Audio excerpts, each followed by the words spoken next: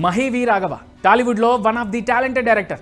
యాత్ర సినిమాతో డైరెక్ట్గా తనను తాను ప్రూవ్ చేసుకున్న ఈయన ఆనంద బ్రహ్మ సినిమాతో విమర్శకుల ప్రశంసలు అందుకున్నాడు. ఇక సేవ్ ది టైగర్స్ క్రియేటర్గా కూడా మంచి మార్కులే దక్కించుకున్నాడు. ఎట్ ప్రెజెంట్ తన సేవ్ ది టైగర్స్ 3 సిరీస్ను ప్రమోట్ చేసే పనిలో ఉన్న రాఘవ ఓ ఇంటర్వ్యూలో మన టాలీవుడ్ హీరోలకు బేసిక్ సినిమా సెన్స్ కూడా ఉండదంటూ షాకింగ్ కామెంట్ చేశాడు. ఇప్పుడు తన కామెంట్స్తో నెట్టింటా వైరల్ కూడా అవుతున్నాడు ఈ టాలెంటెడ్ డైరెక్టర్. ఫిలిం ఇండస్ట్రీలో ఉన్న ప్రస్తుత ట్రెండ్స్, మేకర్స్ ఆలోచన విధానంపై మాట్లాడిన రాఘవ చాలామంది హీరోలకు ఒక కథను ఎలా అర్థం చేసుకోవాలో కూడా తెలియదన్నాడు. కథలోని పాత్రల ప్రాధాన్యతను పక్కన పెట్టి కేవలం సినిమా మార్కెట్ పైన, బాక్స్ ఆఫీస్ బిజినెస్ పైన, ప్రాజెక్ట్ సైజ్ పైన మాత్రమే దృష్టి పెడుతున్నారని చెప్పుకొచ్చాడు.